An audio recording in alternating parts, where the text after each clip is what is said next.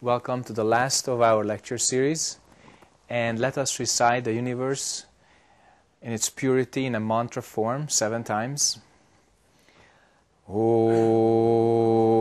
Nam, Om Nam, Om Nam, Om Nam, Om Nam, Om Nam, Om Nam.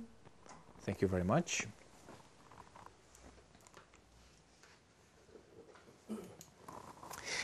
So today we will finally talk about the title of the entire series, which was One Mind,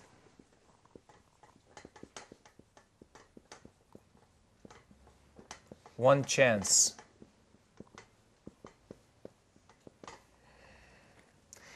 And today our subtitle is Mind and the Path.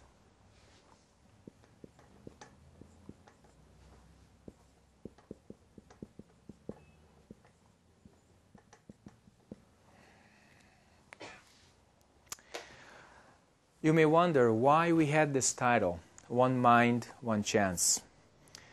And the reason is very simple.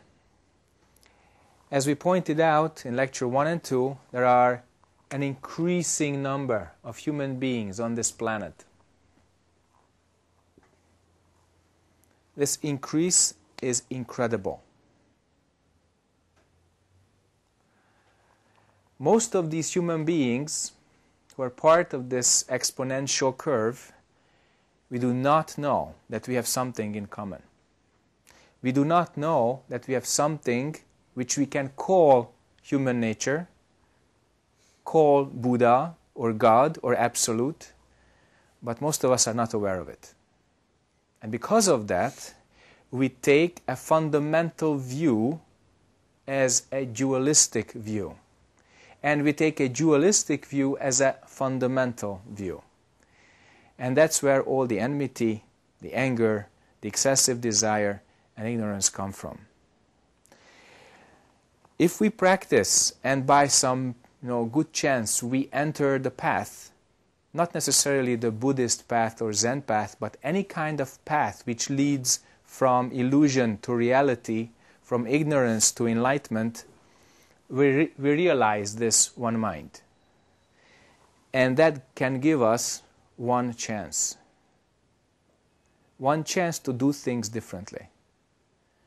One chance to stop before we speak or think or act. If we do not do that, we will give the entire humanity,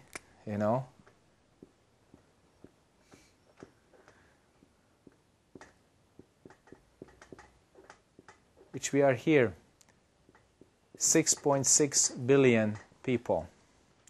And this here is the last 150 years. We have a responsibility, much more so than before. The day before yesterday I talked about the quality of our consciousness, how clear we are, how centered we are, how compassionate, how wise we are.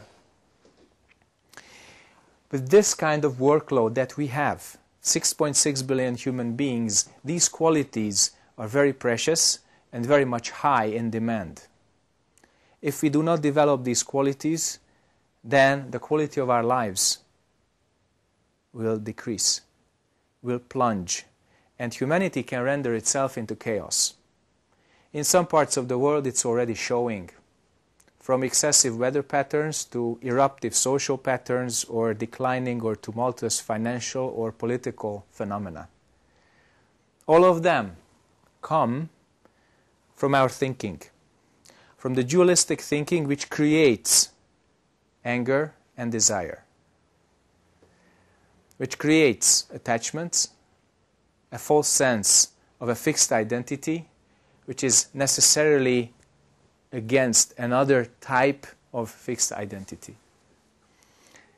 If we realize somehow that our true nature, our common human nature, our one mind is prevalent and present in all of us, we have a chance. So like we pointed out the day before yesterday during the talk about destiny and free will, we always have a free will if we find it. Even 6.6 billion human beings do not have a destiny.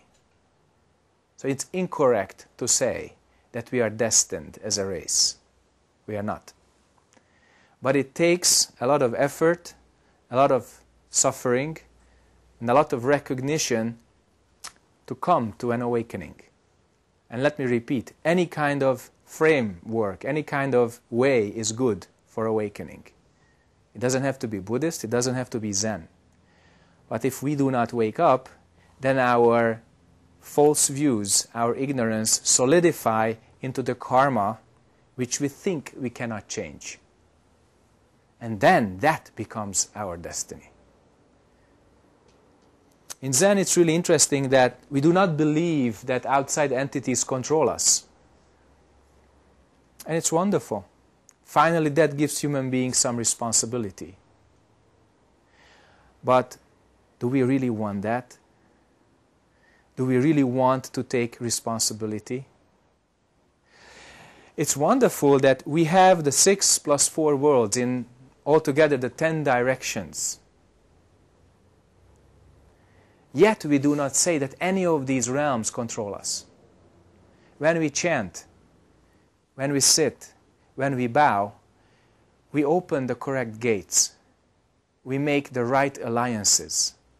We would like this place to be the Buddha's realm, the Bodhisattva realm, sometimes the deity realm.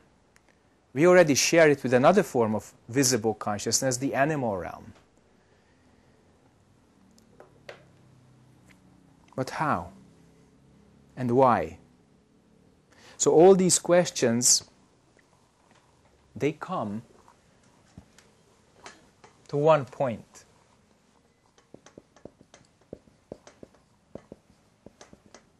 What are we? Why are we here?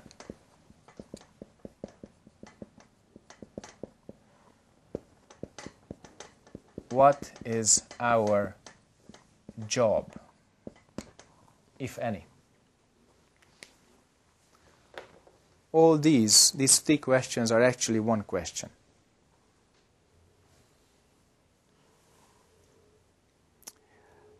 An eminent teacher said, if you look at life very closely, you find no reason, no meaning, and no choice.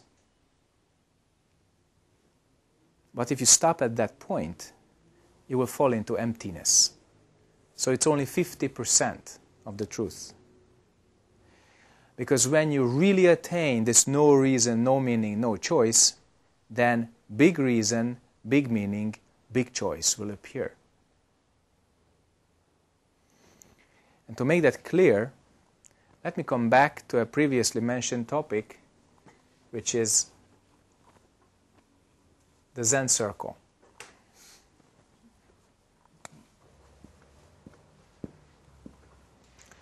Here we have 0, 90, 180, 270, and here 360. Most of you know this. But we may not have looked at it from this point of view as now.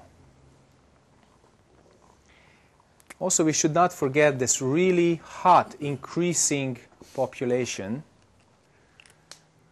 because now we don't look at it as an individual progress. We look at it from the point of view of collective progress, how we, 6.6 billion humans, progress on the path to awakening. Let us take a close look at that. So at 0 degrees, as you may know, there is no question towards yourself. You do not want to look inside. You blame the world for every single instant of suffering because you don't believe that you are responsible.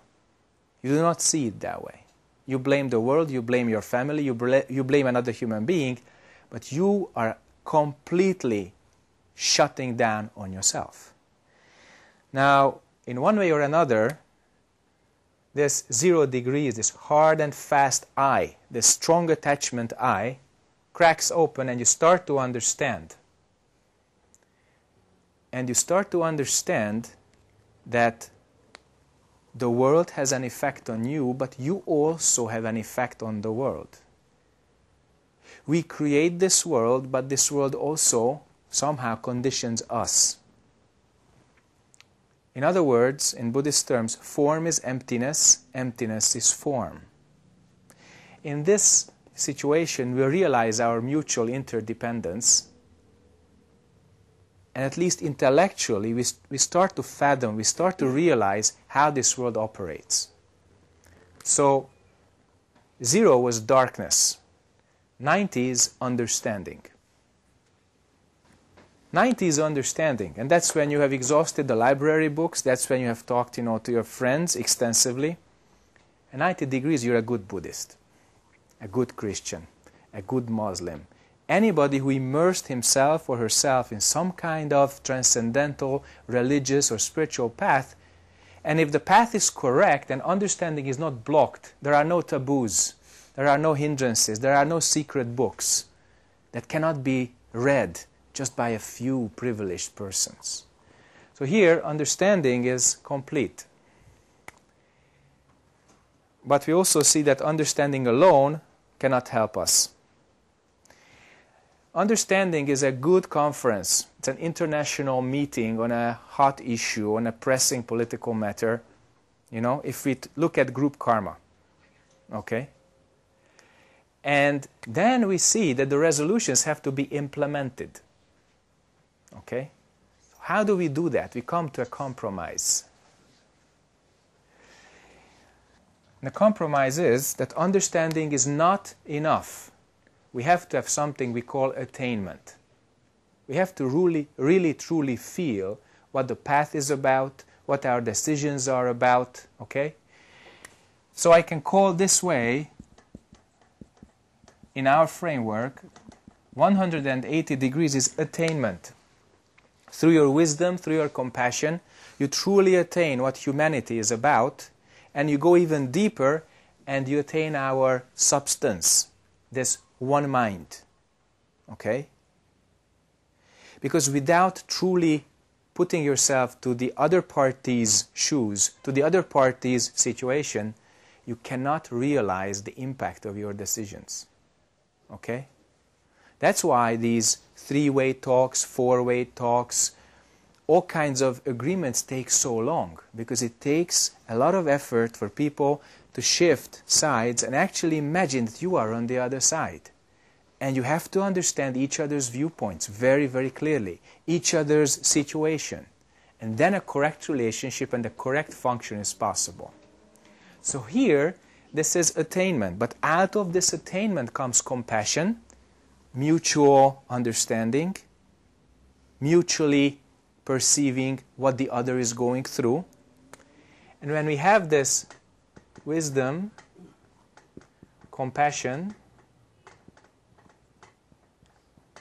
that gives us somehow some really clear strength, okay?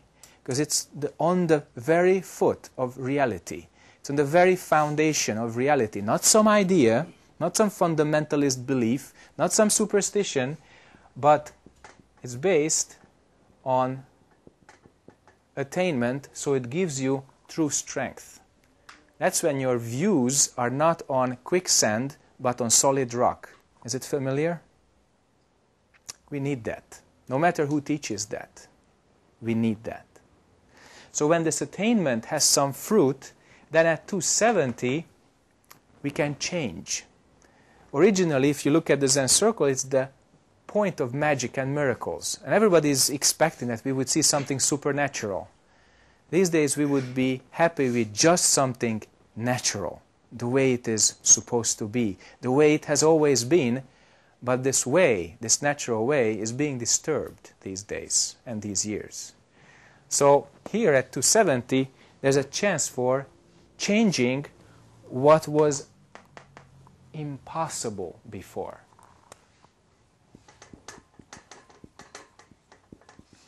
Change. And this changes in interpersonal relationship, for instance, forgiving, forbearing, being more tolerant. And at a national level or international level also, we can change our relationships. Those two prominent persons, they can shake hands. They can start doing business. So if you do not look at this as just an individual progress chart, but as a group progress chart, and you put humanity here, it's strikingly simple. We started out with darkness and dark ages when we relentlessly killed each other because they were different. They spoke language differently, they ate different food, they had different color of the skin, etc. And we were attached to our own idea. This was the part of collective and individual ego. And that's what we call darkness. Okay? When we do not see the other, we don't have the light of recognition, we don't have the light of attainment. And this darkness started to kind of change when we gave rise to science, enlightenment in terms of enlightenment culture, okay? And both in the East and in the West and partly in the South, people started to live in a more evolved society. And we came to an evolution of education, some kind of public knowledge, public services, when the state started to actually serve, although in a limited way, those people who were the members and not just overrule them and suppress them. And this kind of attainment came when finally we realized what we truly are. And unfortunately, this attainment was very, very expensive. We had to pay with wars. We had to pay with suffering. And we still have to. The question is, how much? How much do we have to? Does every single nation have to go through a near devastation so as to understand what we truly are as human beings? I don't know. Nobody knows. But each of us has a responsibility, and this is not a political responsibility. This is not some kind of projected intellectual responsibility. It's a true human responsibility within ourselves. Because we have to start with ourselves. Because to the extent that we wake up, to that extent we can help our family, to that extent we can help our neighborhood, our city, our country, our continent, and eventually this planet and maybe beyond. But if we don't go through this, we cannot change. We cannot effectively change. You know this saying, it says, I forgive, but I do not forget. There is no real change there. If you really forgive, you should be brave enough to forget. And then it's all clear. Okay? So change. And then here, when we come back to the starting point, then we complete the circle. And everything, all these qualities, have a fruit. And it's called, how may I help you?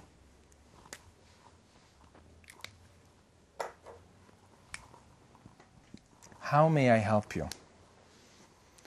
Instead of the darkness of a cringing ego, whether it's a group ego or an individual ego, we come to this total openness and readiness to help one another. And this is not some illusion. This is possible. There are communities who live like this, retaining their complete openness and connection with the world. So, humanly, it's possible without giving up your culture, without giving up the food you eat, without giving up the language or the people that you love. The only thing that we should be ready to give up is our own anger, desire, and ignorance, because that's what constitutes this darkness, this attachment, this very thick cloud of delusions, which sometimes seem to be these bright thinking ideas, which are based on good and bad, right and wrong, past, present, and future, etc., etc. So sometimes this darkness is very smart, okay? But it has no wisdom, no compassion, and no real strength. All right? So if we realize this one mind, which we all have, we have a chance to really make a positive and clear difference on this planet before it's too late. But if not, then all our unresolved karma becomes a statistical fact, not a destiny. It's something we did or we are doing because we are not in the position to change it. But if we bring ourselves into the position to change it, then we can. We always can. Okay? So, since this is our last Dharma talk of this series, I presume many of you prepared those last questions that you want to ask. So, earlier than usual, I would like to give the floor to you, to the audience, to ask anything you would like.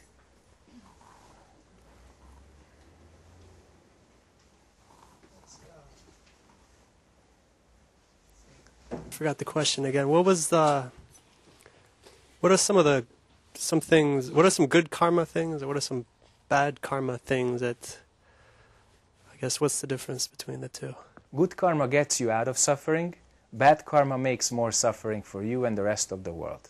Simply put. Originally there is no good and bad, but most of you heard that several times. But ultimately, good is good and bad is bad. Suffering is suffering, enlightenment is enlightenment. Okay? So at this point, at this juncture point of your mind, and also all human beings' mind, we should be really clear about the relationship between our minds and the world that we create through our karma of body, action, speech, and mind. So, good karma means you take away suffering both from you and the rest of the world. Bad karma means you make more suffering for yourself, more anger, desire, and ignorance, and for the rest of the world. Okay?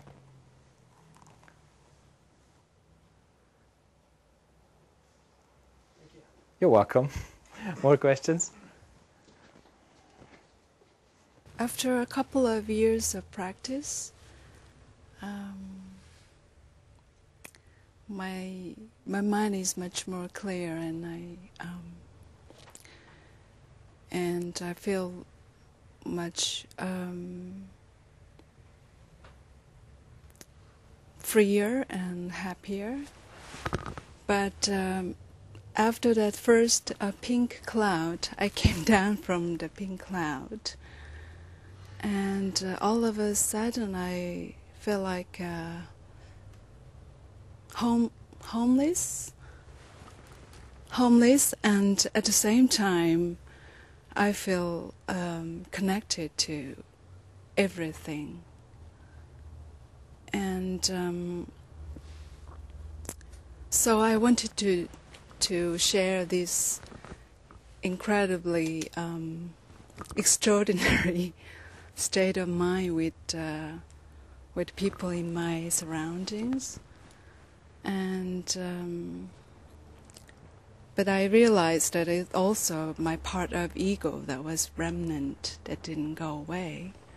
This is wonderful, you know, coming down from the pink clouds, very important, and feeling homeless, almost bare in the wind, that's also part of the path. But let me ask you, if you went through all this, and as you say, you feel your mind much more free and clear than before, what do you do with it? How do you use that? Well, I try to share this, what I can call, I don't know, consciousness. How do you share it? With my daughter, for example. But she doesn't like that. She doesn't like to see me changed. You know, she always. So I know that I cannot go back to where I was. But in some situations, I'm not forced because I have choice. So, let me make the question clear. How do you use this more clear mind and more free mind in relation to your daughter?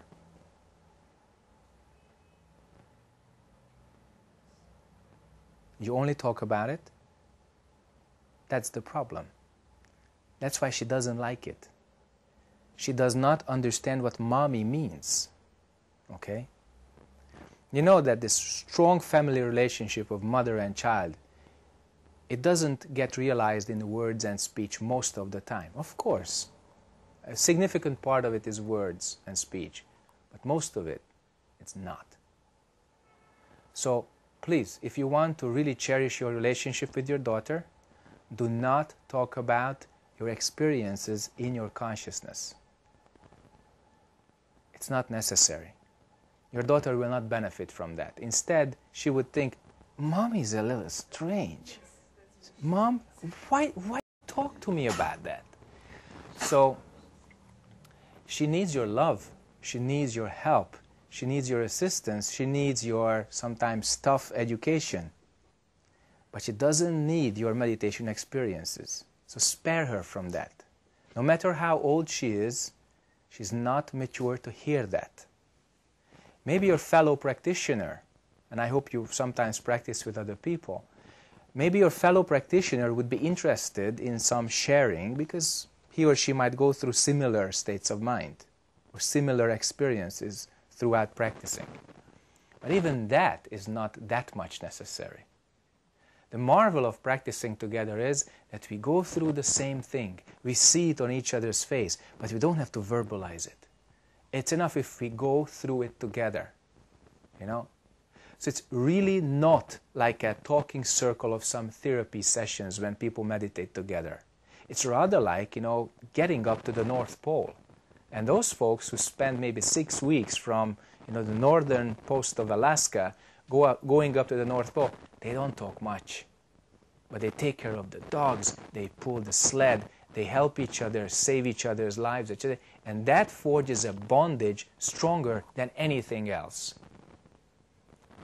I still have those monks brothers with whom I didn't talk about any meditation experience.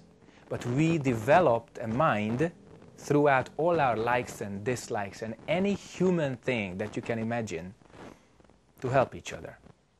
That's all we've got. This is the only meaningful thing we have.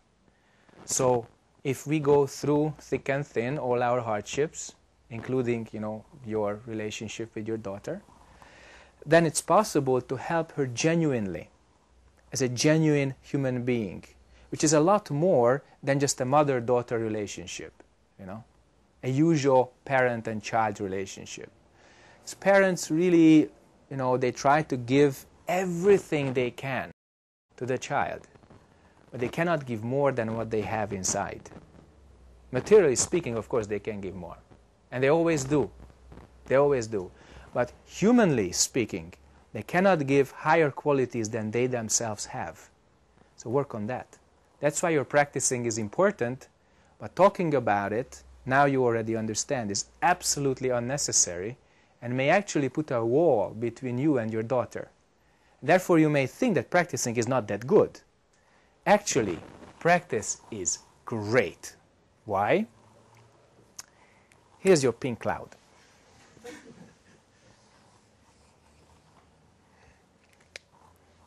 You started out here in this little poodle of your suffering. You call that I. Then some practicing experience came, and suddenly your thinking, your emotions, your worldview, your everything is changing into another I. It's called the blissful practicing I. It's a much bigger I, actually. You love it. It's so good. And you really take pride in bowing every day and chanting every day and sitting every day and maybe even going for Chong An interviews, you know, to some teacher. But still you have this blissful I, and henceforth this really strong urge to talk about it, to write about it,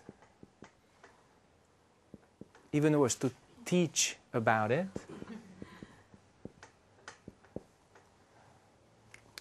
Mistake.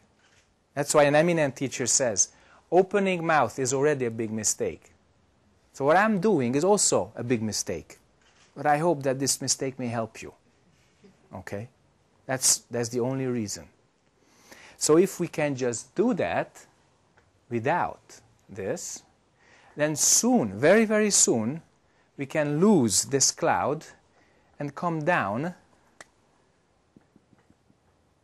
to our reality, which is no longer closed in this little amoeba, this little slimy, stinky little ego, but it becomes totally open like the sea. And then it's okay. Sometimes little wavy, sometimes completely clear like a mirror. When big suffering comes, then up and down, up and down. I feel great, I want to kill myself. I feel great, I want to kill myself. Okay? Big suffering. Small suffering, I didn't get my pay rise, but I will go to the movie. I lost my boyfriend, girlfriend, but I'm going to meet my really good Dharma friends. And say, small. And when you practice, mind becomes totally clear. Now at this point, do not believe that you would lose your emotions, your thoughts. You would lose the control of your karma over your true self. Okay? So this is not a flatliner, when you become nobody and nothing. Instead, when your mind is clear like space, clear like a mirror, unmoving, then you are a genuine human being. Because you're not controlled by the big waves, nor the small waves. Okay? So, first of all, cut the flow of speech towards the daughter. Next, practice even more. Look even more inside. And out of this, just let correct speech, correct thoughts, correct actions come out. So correct thoughts, correct speech, correct action. Don't talk about your Dharma, whatever you have. Don't talk about your suheng or practice, whatever you have. Let me tell you my wonderful motivating experiences. I was a novice monk, middle of the 90s, and Wondo Sunim, my wonderful Hungarian Dharma brother, and me, we visited a Zen temple in Korea. It's one of the top sonpangs in Korea, and out of respect to the other sonpangs, I will not mention the name. There are many, many wonderful practicing places. But for us, this was the first when we met genuine practicing people. Those Zen monks who had been practicing for 30, 40 years. 2 big kyolches and maybe a few sancho kyolches per year. And we just went up. We didn't speak that much Korean. In fact, besides the basic politeness forms, we just couldn't talk to them. But we were invited by a very open English-speaking, Zen monk, and we spent lunchtime and the afternoon, the better part of the afternoon, we spent up there. So being together with these practitioners, with these Sujasanims, was the greatest inspiration of my novice years. They did not talk to each other that much. They served each other the food, and just how they were present. The mind that they brought to that moment, to that space, was truly amazing. Now imagine that somebody can make this kind of difference in 20, 30, 40 years. What we can do throughout incarnations, hundreds and thousands of incarnations. We have this one mind, so we always have one chance. It was amazing. So we were just these baby monks, barely, just casting off our little egg, the larger half of the egg. And we have this immensely good inyan, this fantastic fortune to sit really up in the mountain, very far from any other place, with these Zen monks who had really, really high quality consciousness. And I don't care how many kongans they solved. I also don't care what kind of sutras they know or they don't know. Their presence, their quality, spoke without words and acted without actions.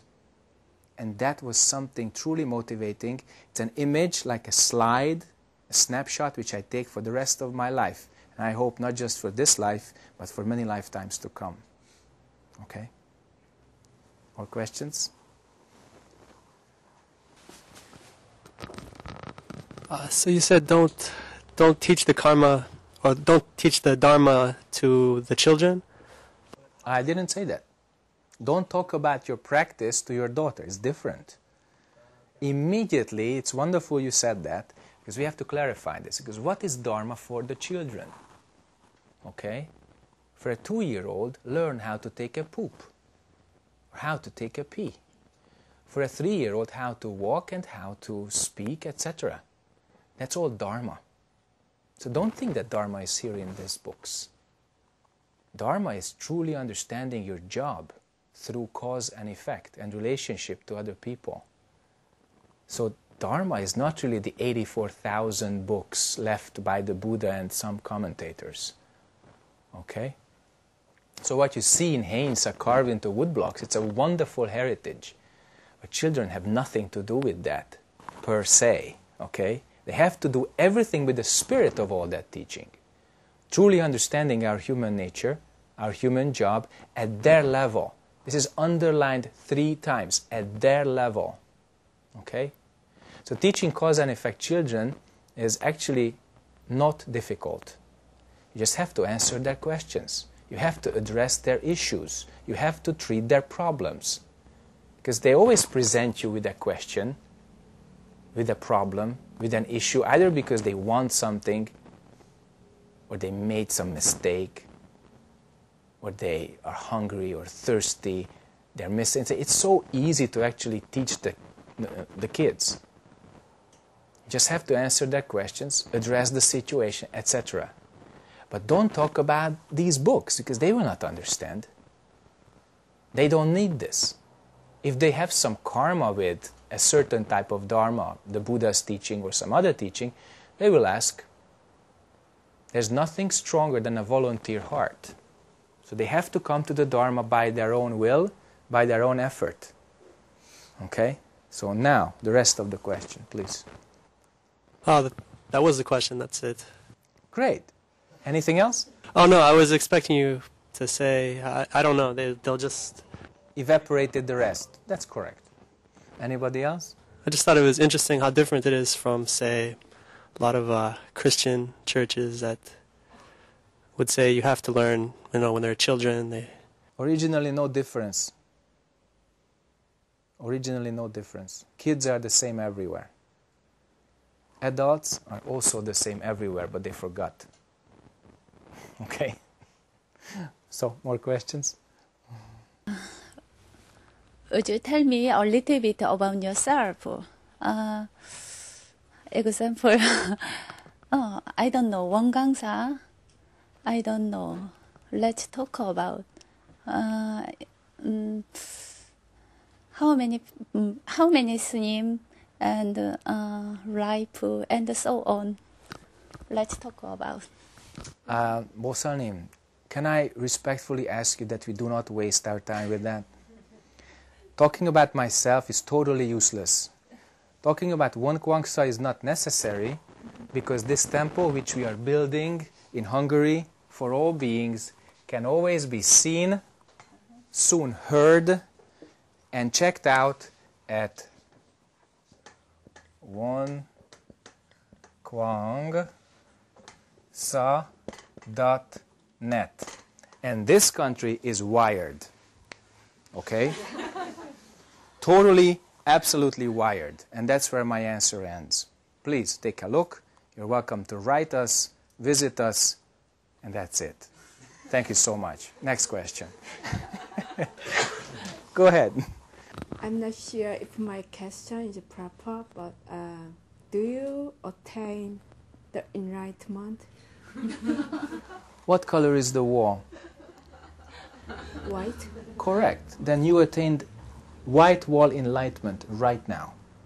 Okay. Okay? Nothing else is important.